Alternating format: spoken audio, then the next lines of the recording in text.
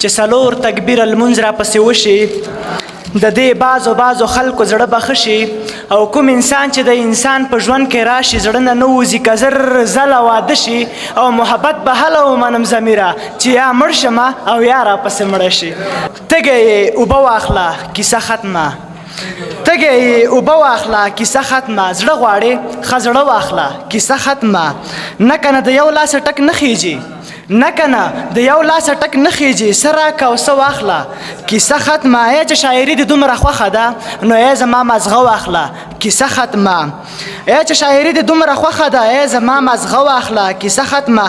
خرڅ په کباړي که دا زما پیزار ځان له پیرانجه واخله کیسه ختمه.